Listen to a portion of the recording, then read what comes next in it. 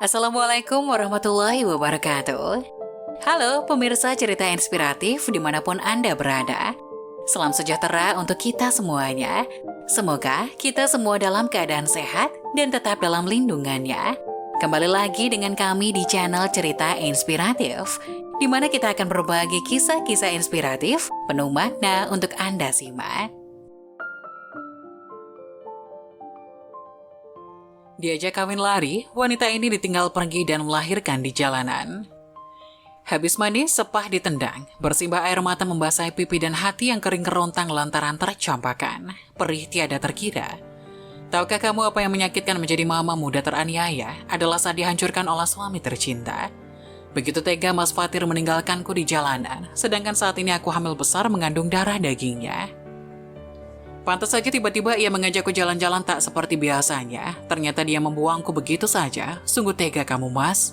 Berjalan ke sana kemari tak tentu arah, mau pulang tetapi pulang kemana. Karena sejak kami memutuskan kabur, Mas Fatir selalu pindah-pindah tempat. Karena tidak sanggup membayar tempat tinggal. Sungguh malang nia nasibku sudah hamil besar, dicampakkan suami begitu saja. Aku rela tidak dapat restu orang tua dan kabur bersamanya. Tetapi balasan yang kuterima sungguh menyakitkan. Padahal tadi aku cuma pamit ke toilet sebentar, namun pas aku kembali mobil yang dikendarai Mas Fatir sudah tidak ada. Aku bingung harus kemana, cuaca hari ini sangat panas walau hari sudah mulai gelap. Tetap saja aku kegerahan. Aku duduk di kursi panjang mengibas-kibas tangan ke wajah agar rasa gerah sedikit menghilang, mengidarkan pandangan ke segala arah. Di ujung sana ada sebuah supermarket, aku bergegas menghampiri untuk membeli minuman. Kerongkonganku terasa kering. Ketika sedang memilih tiba-tiba perutku sakit, aku bergegas ke toilet. Perutku terasa mulas, mungkin karena tadi sebelum berangkat aku makan makanan pedas jadi perutku memberontak. Entah berapa lama aku di toilet, saat aku keluar hari sudah gelap. Pintu supermarket sudah dikunci, aku berusaha membukanya tetapi nihil. Pintunya sudah terkunci, percuma saja sekuat apapun aku membukanya pasti tidak akan terbuka. Berjalan menyusuri makanan yang berjajar, cacing dalam perutku berdemo meminta diisi. Aku mengambil sebungkus cemilan lalu aku mencatatnya di buku kecil yang selalu kubawa. Setelah itu aku mencari tempat untuk tidur. Sebelumnya aku ke kamar mandi untuk buang air kecil. Setelah keluar dari WC di sampingnya terdapat sebuah ruangan. Perlahan aku memutar knob pintu dan tidak dikunci. Lalu aku masuk. Di dalamnya terlihat barang-barang entah apa isinya. Kardus pun menumpuk ada yang masih terlipat rapi. Lalu aku mengambil kardus-kardus terlipat. Aku susun menjadi alas tidur. Tempat ini lumayan nyaman daripada aku harus tidur di luar dan kedinginan. Pagi-pagi sekali aku mengambil cemilan untuk sarapan. Setiap barang yang aku ambil pasti aku catat. Nanti setelah aku punya uang aku akan membayarnya. Bersabarlah sebentar ya nak. Aku mengusap perutku, mencoba berdialog dengan malaikat kecil di dalam sini. Setelah perut sudah terisi, aku mulai masuk toilet. Takutnya ada penjaga yang melihatku di sini. Aku berjalan perlahan, sedikit kesusahan. Karena perutku yang membuncit membuat jalanku melambat. Terdengar ada yang membuka kunci. Jantungku berpacu lebih cepat saat terdengar orang bicara. Hampir saja aku terlambat. Samar-samar terdengar orang yang bicara, entah siapa, mungkin penjaga. Mengedarkan pandangan sambil mempercepat langkah jarak toilet yang lumayan dekat terasa jauh karena kepanikan. Untunglah aku sampai lebih dulu di toilet sebelum orang itu masuk. Menunggu sebentar setelah terdengar ramai di luar, aku pun keluar dari toilet seolah-olah aku baru saja datang dan mengunjungi toilet. Aku putuskan jalan-jalan di luar supermarket, duduk di kursi panjang mengamati kendaraan yang lalu lalang. Sungguh malang nia nasibku karena keadaan hamil besar. Tapi suami malah menelantarkanku begitu saja.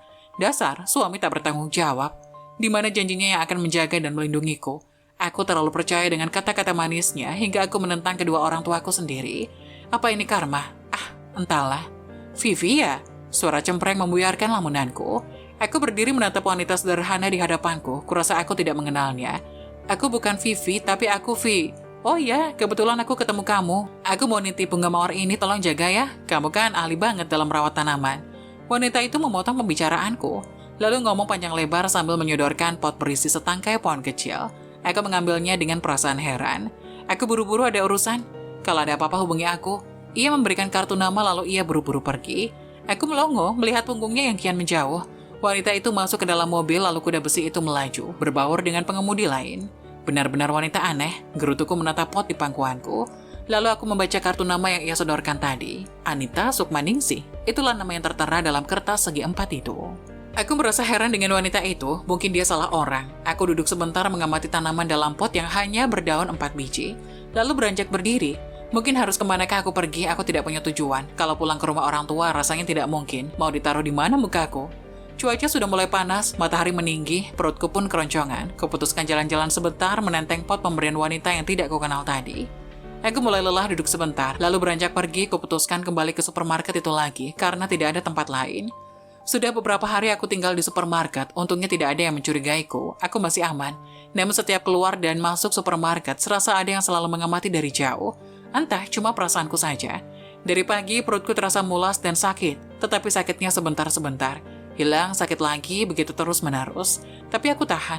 Malam ini perutku sakit sekali, atau mungkin aku lapar. Aku tertatih berusaha berdiri, melangkah keluar dari ruangan. Perlahan melangkahkan kaki, tangan memegang punggung yang terasa sakit juga. Saat aku mengambil makanan dari rak yang berjajar, tiba-tiba sakitnya tidak tertahankan. Sampai aku terjatuh ke lantai.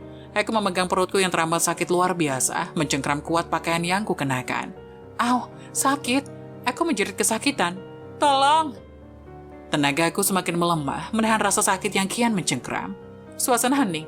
Aku terus berteriak meminta tolong entah ini jam berapa. Pandanganku mulai mengabur, perlahan mulai menggelap. Aku terbangun di ruang serba putih, meraba perut yang tadinya membuncit seperti balon sekarang sudah rata. Aku panik bukan main, segera bangun dari tempat tidur, melepas paksa selang infus yang tertusuk di tangan. Namun saat penapakan kaki, perutku terasa nyeri. Ibu mau kemana? Ibu jangan banyak gerak dulu. Wanita berseragam putih memapahku ke pembaringan. Mana bayiku? Jangan khawatir, bayi ibu ada di ruang sebelah. Mendengar jawaban suster, aku merasa lega. Namun kelegaanku hanya beberapa detik. Aku mulai resah siapa yang akan membayar biaya persalinanku. Oh ya sus, siapa yang bawa saya ke sini? Tanyaku, karena seingatku, pas aku mengerang sakitan, aku masih berada di supermarket sampai akhirnya aku tak sadarkan diri. Setelah itu, aku tidak ingat apa-apa. Suami ibu, jawab suster sambil mengecek kondisiku. Aku melongo mendengar jawaban dari suster. Benarkah Mas Fatir datang dan membawaku ke sini? Kalau memang benar, aku merasa bahagia. Ternyata dia masih mau bertanggung jawab. Suster itu berpamitan. Ya sudah, saya tinggal dulu ya, Bu. Nanti putri ibu akan saya antarkan ke sini agar ibu bisa menyusuinya. Timpalnya setelah itu, ia berlalu keluar dari ruangan. Rasanya tenang sekali melihat malaikat kecil di gendonganku. Matanya sipit, hidungnya mancung, wajahnya mirip sekali dengan Mas Fatir. Bibir mungil sedikit terbuka dan mengeluarkan suara yang melengking. Mungkin dia haus. Aku segera memberikan ASI untuknya. Perlahan ia menyedot putingku. Ia menyusu dengan lahap. Aku terus memperhatikan putri kecilku yang masih menyusu dengan rakus. Oh iya Bu, ini suaminya sudah datang. Aku sedikit menongak, sedikit memicingkan mata. Apa benar ini suamiku? Kok bisa berubah rupa? Hanya beberapa bulan tidak bertemu. Maaf sus, sebenarnya saya bukan suaminya, tuturnya. Seakan tahu keherananku. Oh alah, tak kira suaminya. Soalnya kan kemarin masnya yang bawa ke sini. Lelaki itu hanya tersenyum menanggapi suster, lalu ia menjelaskan secara detail apa yang sudah terjadi kemarin. Bahkan lelaki ini juga yang membiayai persalinanku. Di satu sisi aku sangat senang karena masih ada orang baik yang menolongku. Namun aku juga merasa sedih mendengar kenyataan bahwa bukan suamiku yang membawaku ke sini. Padahal aku sudah senang sekali, kukira Mas Fatir yang membawaku ke rumah sakit, ternyata bukan. Aku menyesal telah mempercayai lelaki tak bertanggung jawab. Aku telah dibutakan oleh cinta, hingga aku tak mendengarkan perkataan orang tua. Nasi sudah jadi bubur, sekarang aku tidak tahu harus kemana membawa bayi kecilku ini. Kembali ke rumah orang tua itu sungguh mustahil. Namun harus kemanakah aku sekarang? Melangkah tanpa arah, menelusuri trotoar di bawah terik matahari yang semakin menyengat.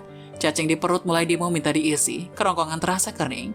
Sejenak aku berhenti mengistirahatkan kaki yang mulai lelah. Ku tetap bayi dalam pangkuanku, ia terlelap begitu tenang. Sekarang dia adalah satu-satunya penyemangatku, namun bagaimana aku akan membesarkannya sendirian, bahkan tanpa arah tujuan. Aku mencoba menghampiri warung makan untuk melamar pekerjaan, siapa tahu mereka kekurangan tenaga. Aku tidak minta upah banyak, hanya diberi makan saja aku akan sangat berterima kasih. Tapi sayang, tidak ada yang mau menerimaku. Penolakan mereka selalu sama, kamu tidak menerima pekerja kalau bawa anak. Aku semakin lemas. Rasanya aku ingin mati saja, begitu berat cobaan ini. Melangkah tanpa arah tujuan, bayiku juga sekarang rewel, terus menangis tanpa henti.